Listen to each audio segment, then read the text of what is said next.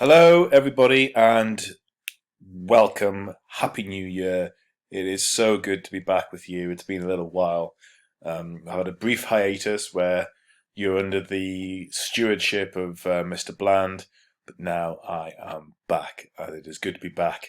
I'm sorry that it's in these rather strange circumstances, but in fact, the last time I taught you was in these circumstances, so no change there.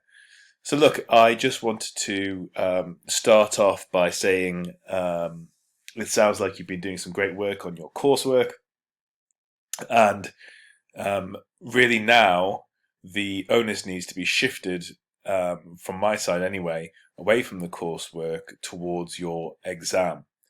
What you say? We're doing an exam? Yes, you are doing an exam, and because this is not a GCSE qualification, it looks like these exams are going to be going ahead and taking place. The most recent information I have from Mr. Lee is this, that there is a window for which these exams can take place, and it is from the 25th of January, so the end of this month, until the 5th of March this year. So it's pretty much upon us, this window in which this exam needs to be taking place. There's good and bad news. The good news is that, well, look, the bad news is that you've got to do this exam, and it's really important that it is. It's a big part of your final performance. Here, your coursework is worth 60% of your final grade, which is excellent because you're well underway with that. But your external assessment is worth 40%, and that is what you're going to be sitting over the next couple of months. You'll notice here that it says 15 hours. Yes, it's a 15-hour exam, which I don't think is really that different from your other applied studies exams, where they seem to be very long. But it does mean that we have the opportunity now to sort of get our heads around the exam, what's going to be asked of you, and how you're going to get the best possible marks. You guys are good, and I am expecting you to do really well within this process. So without further ado, let's make a start. What I would do is go through last year's exam and give you examples on the sort of things that we're expecting you to do, and give you an example of somebody who got a really good mark in the end, who got a level 2 distinction, which is the equivalent of a grade 8, which is quite which is very good, as you know. So we'll go through this brief, and then I'll which you should have in front of you, or you should have in the email that I've sent. And I will also send you the copy of the exam itself.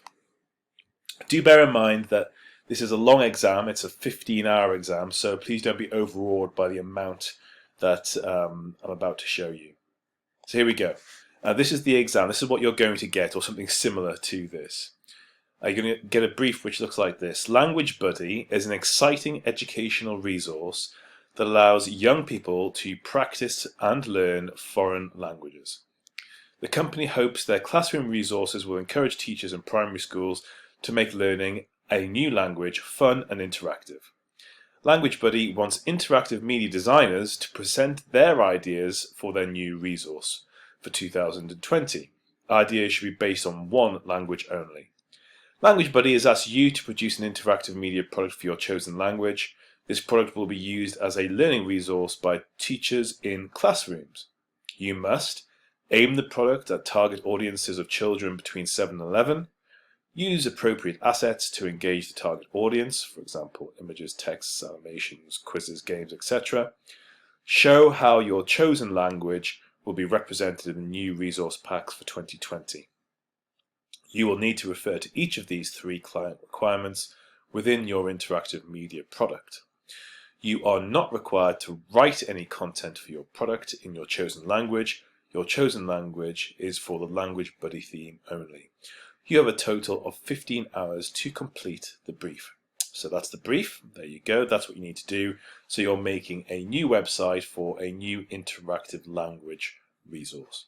Okay, fair enough. What you need to be aware of is that there are 3 parts to the exam. and they are imaginatively called Task 1, Task 2, and Task 3. Essentially, Task 1 is plan. It's worth 36 marks. Task 2 is do. So this is where you're going to create the website itself. And Task 3 is review. And this is where you're going to review how successful your website was and if you would do anything differently given the opportunity again. So it's plan, do, and finally review. You'll be able to see here the difference in time or timings. The planning aspect should take about 5 hours. The doing aspect should take about 9 hours, task 2, and then the reviewing should take about 1 hour. The majority of the marks are for the doing, as you'd expect, the making of the website, how good the website looks and how it interacts and its functionality. That's worth 45 marks. But the planning is worth an enormous amount of marks as well. 36 marks are at stake. So it's important that we look hard at how we get all of those marks. Let's have a look at the sort of thing you might be expected to do within your plan. Language Buddy wants to make sure that you consider all aspects of the brief. They would like to see a proposal or a plan of the content and layout of your interactive media product. Your proposal must include your chosen interactive media product and features. That's for you guys, that's websites. Other centers and schools will have done interactive games and various other things, but for you guys it's going to be websites. How the interactive media product reflects the target audience. So this is going to be something that comes up from time to time. The question is about who your target audience is and how your website is reflecting the needs of that target audience. Keep that in the forefront of your mind.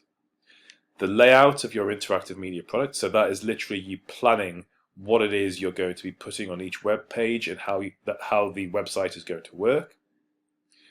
The navigation structure of your interactive media product, so what's going to happen between the pages that you have, how you're going to get from one page to the other, and for that you'll use wireframes, which I'll explain later on. And finally, the sources, processes, and techniques that you'll use to create this interactive media product.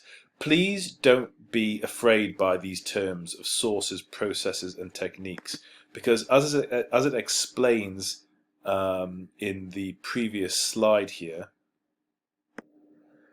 the sources, processes, and techniques are just the things that you're going to do to create your interactive media product. So what hardware are you going to use? What software are you going to use? What programs are you going to use? All of the planning that you would expect to go into a website. That's all this is.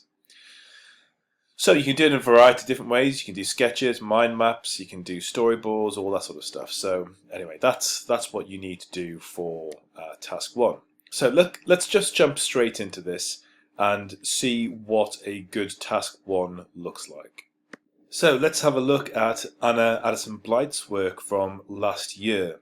This is the proposal, so this is task 1. And as you will see, there, well, you might not be able to see from your frame. Let me just make this slightly bigger for you. There you go. And what I wanted you to see is that this is page 1 of 20.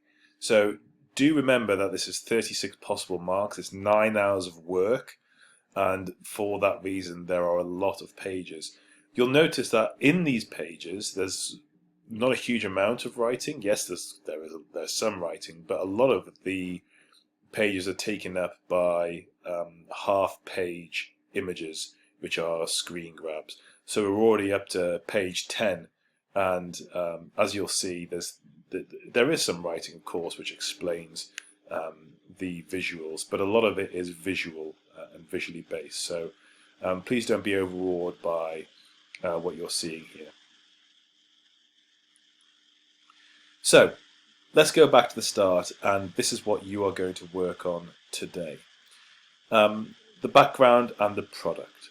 I've chosen to create a website. The reason I've chosen to create a website for Language Buddy is because I think it will help children learn and develop more. It's a good way for children to develop their languages and have fun while doing it. It encourages children to want to learn different languages which could help them in future life. For example, if they go on holiday and need to speak that language, they are not struggling. For this website, I'm going to be choosing French for the main language on my website.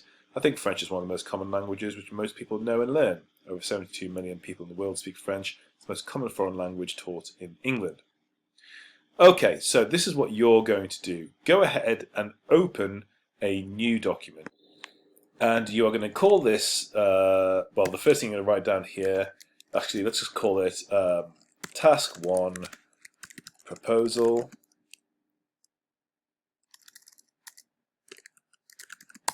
I'm going to call it Background and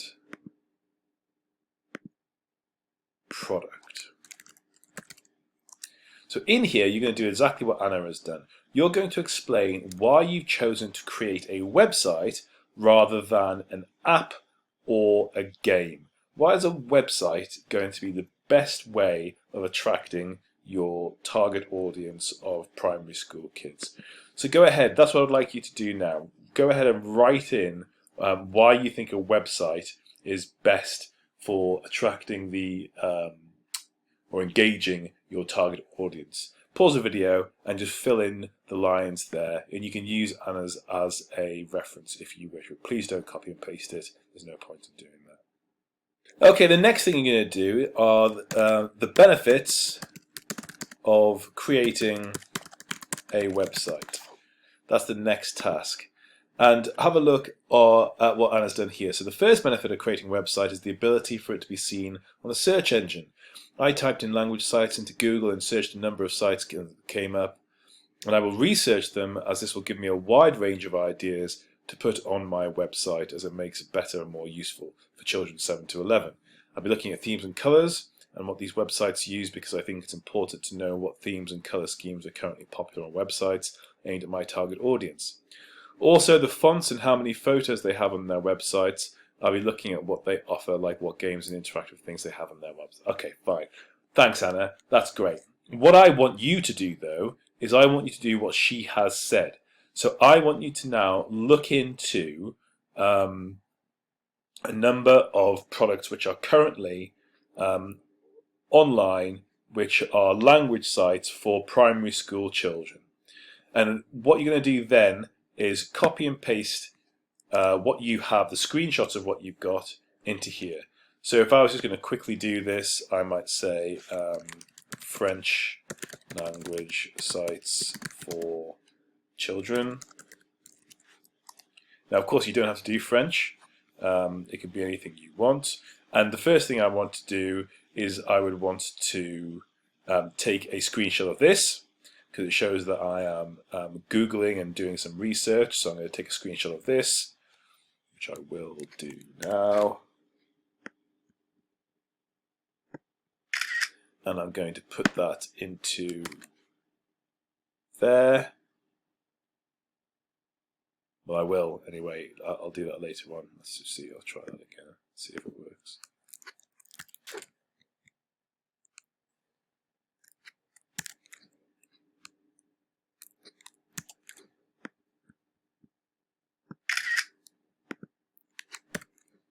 There you go.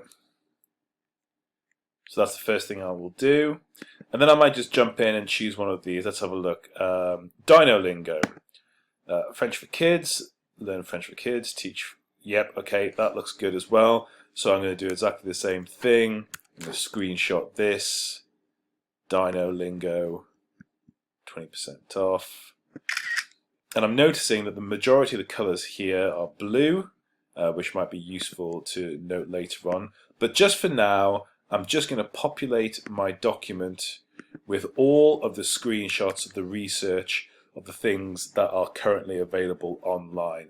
So that's Dino-lingo, but if I go back, there's muzzybbc.com, French for kids, so I might take a screenshot of that. So I'm expecting to see, and I want you to send this to me once you've finished, about 7 or 8 different examples of what's currently available online. And that's going to go straight into this document. Okay, we'll do the writing at a later date, but at the moment I just want you to do the research. Best of luck with this. You know what to do if you are struggling.